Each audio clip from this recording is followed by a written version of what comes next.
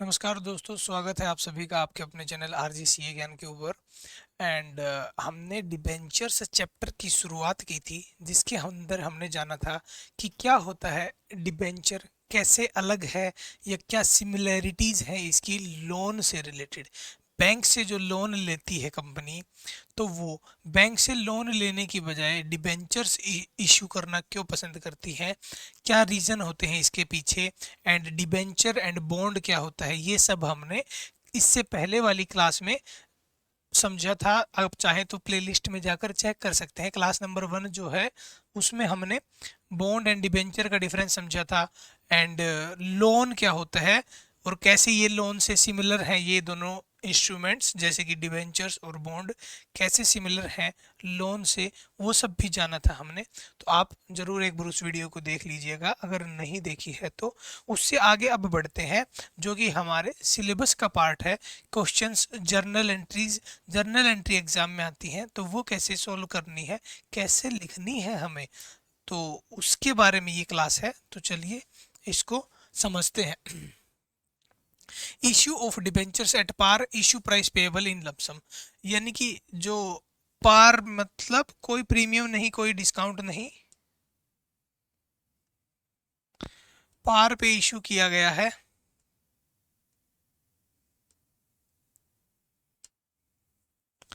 Issue price payable in lump sum, यानी कि जितनी भी इशू प्राइस है एक डिबेंचर की, वो एक ही बार में दे दी जाएगी। अलॉटमेंट की प्राइस भी एक साथ एंड एप्लीकेशन की प्राइस भी एक साथ।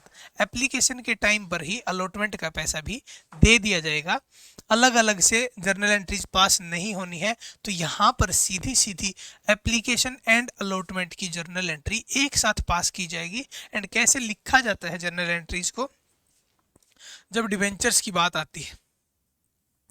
सबसे पहले बैंक में कितना पैसा आएगा एप्लीकेशन के टाइम पर, जब शेयर होल्डर्स शेयर सप्लाई करते थे, तब उनका पैसा भी बैंक में आता था। तो हम बैंक की एंट्री तो सेम ही रहती है, bank account debit,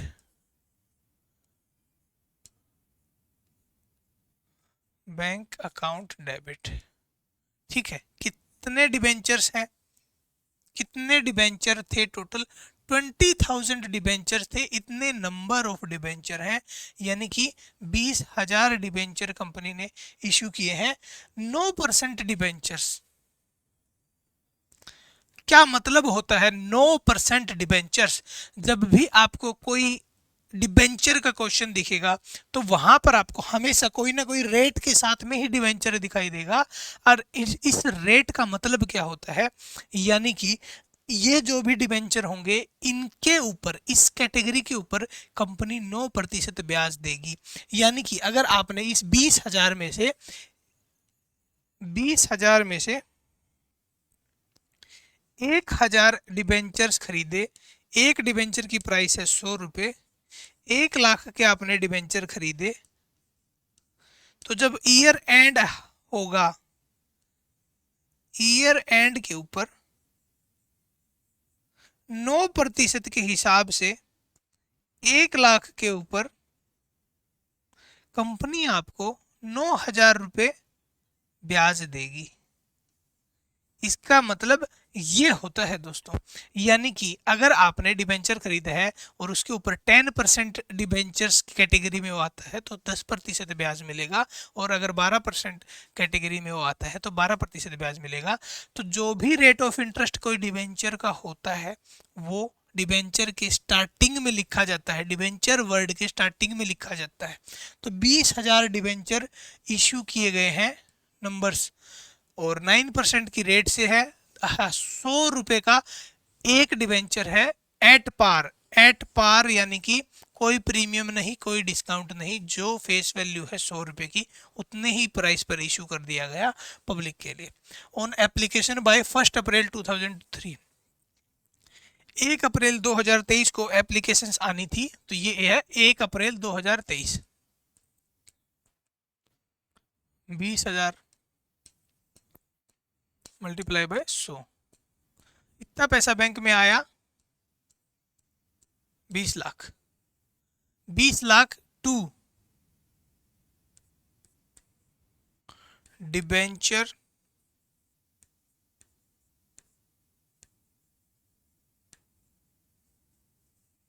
application and allotment.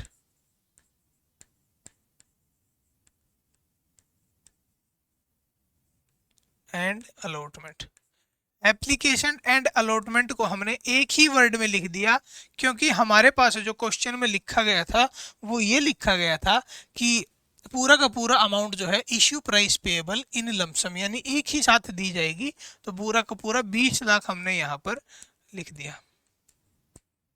ठीक है, बैंक में पैसा आ गया 20,000 डिबेंचर के हिसाब से, 100 रुपया एक डिबेंचर का। तो पैसा जब आ गया, अब बारी आती है कि कंपनी अपना डिबेंचर इशू कर दे पब्लिक के लिए। तो डिबेंचर इशू कैसे किया जाएगा, ये देखिए, हमने यहाँ पर जैसे ही पैसा रिसीव किया उतने ही अमाउंट की एक लाइबिलिटी भी हमने क्रिएट की। वो लाइबिलिटी अब रिवर्स करने का टाइम आ गया है कि अब उनको डिबेंचर दे दिए जाएं जिन्होंने हमको पैसा दिया है। तो इस लाइबिलिटी को कैंसिल आउट करने के लिए हम डेबिट करते हैं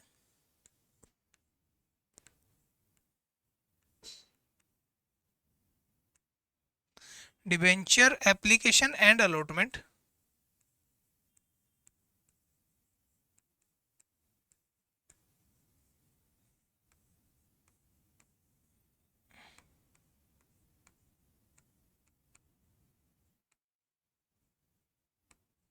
डेबिट 20 लाख रुपए से,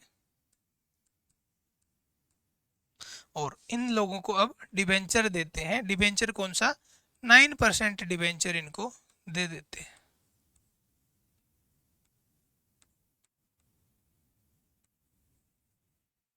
बीस लाख ठीक है जी, यहाँ पर बात खत्म हो जाती है इनकी। तो ये वाला सिर्फ इतना ही क्वेश्चन था। इसके आगे नेक्स्ट क्वेश्चन में हम समझ रहे हैं कि जर्नल एंट्री के साथ साथ बैलेंस शीट में कैसे रिप्रेजेंट किया जाता है, वो भी जान लेते हैं। तो इसी क्वेश्चन को अगर बैलेंस शीट में दिखाना है तो कैसे दिखाएंगे।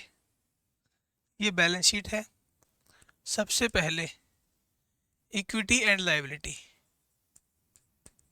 Equity and liabilities. उसके बाद में जो लॉन्ग टर्म बोरोइंग्स,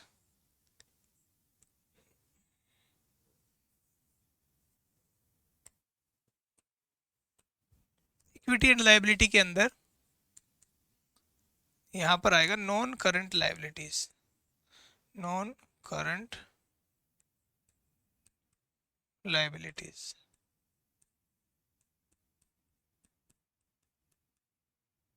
एंड उसके अंदर जो आपका फिर आएगा लॉन्ग टर्म बोरोइंग्स।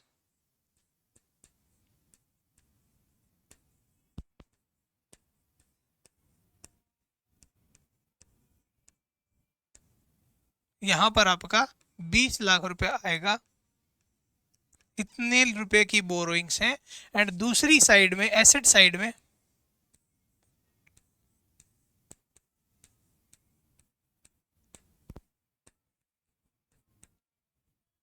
दूसरा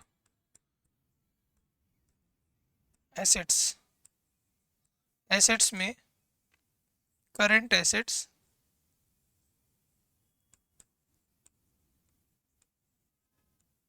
करंट एसेट के अंदर कैश एंड कैश इक्विवेलेंट्स।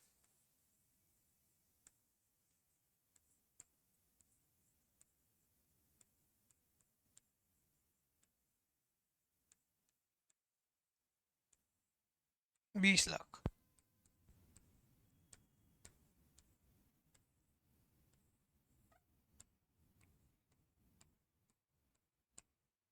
ये हो गया टोटल। तो ये हमने बना दी इसकी बैलेंस शीट। अगर डिबेंचर से रिलेटेड पैसा लिया जाता है कंपनी के द्वारा तो बैलेंस शीट में कैसे दिखाया जाता है, ये उसकी एक्सप्लेनेशन होगी। तो अब चलिए अगले क्वेश्चन के अंदर। Dash limited on 1 May 2023 issued 40,000 10% debentures of ₹100 each. चलिए जी, कितने डिवेंचर हैं? 40,000 डिवेंचर्स हैं, ₹100 each. Payable 20 on application and balance amount on allotment. तो 20 यहाँ पर एप्लीकेशन के टाइम पर और 80 रुपये अलॉटमेंट के टाइम पर।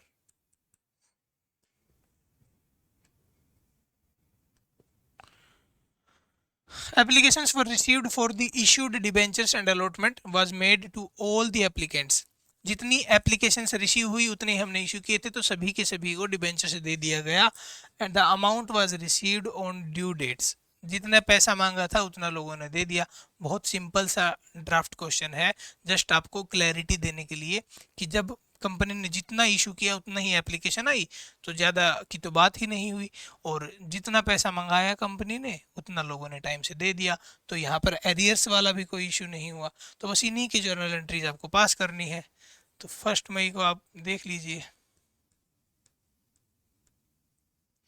बैंक में पैसा मंगाया, बैंक में पैसा 40 लाख रुपए मंगाया, क्योंकि 40,000 डिबेंचर्स थे to debenture application. Debenture application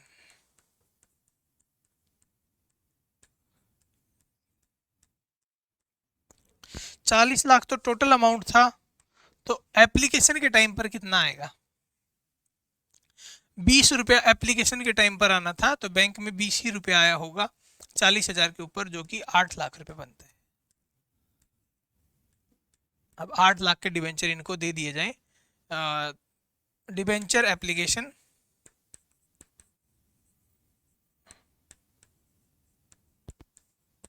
debit 8 lakh के हिसाब से टू 10% डिबेंचर्स। इन डिबेंचर्स पर 10% के हिसाब से ब्याज देने वाली है कंपनी हर साल। यहाँ पर हमको 10% डिबेंचर्स बोला गया है। तो चलिए, जितने की लायबिलिटी क्रिएट की उतने के डिबेंचर्स हमने इशू कर दिए, तो लायबिलिटी को वापस कैंसिल आउट कर दिया। बैंक में पैसा है, डिबेंचर्स दे दिया। चलिए अब अगली जर्नल एंट्री पे आते हैं। डिबेंचर अलॉटमेंट अब अलॉट किए जा रहे हैं फाइनली 32 लाख के हिसाब से। 40,000 इंटू 80, 32 लाख टू 10% डिबेंचर्स।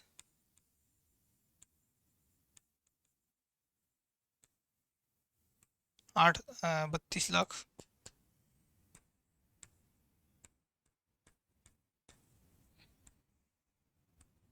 ये डिबेंचर अलॉट कर दिए। अब इसके बाद में इसी से रिलेटेड पैसा मंगवा लो कि डिबेंचर तो हमने आपको पूरे दे दिए, तो 32 लाख रुपए हमारे मंगवा लो। सभी ने टाइम पे पैसा दे दिया, तो टू ये जो एसेट थी इसको कैंसिल आउट कर दो। पहले हम इसको क्या करते थे, अगर पहले पैसा मंगा लेते हैं तो वो लायबिलिटी क्रिएट हो जाती है। अब पैसा बाद में आ रहा है, इसीलिए उसको पहले एसेट बना लेते हैं, जब पैसा आ गया तब उसको कैंसिल आउट कर देते हैं क्रेडिट करके। टू डिबेंचर अलॉटमेंट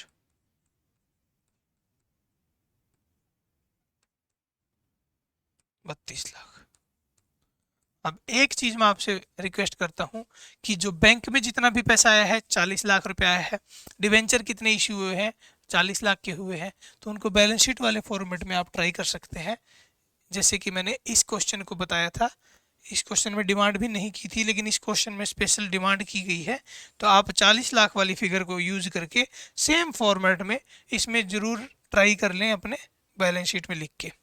तो ये था क्वेश्चन, इनिशियल क्वेश्चन, कैसे डिबेंचर्स की क्वेश्चन सिमिलर। वैसे आप देख रहे होंगे कि सिमिलैरिटी काफ़ी ज़्यादा है शेयर्स के क्वेश्चन में और डिबेंचर के क्वेश्चन में।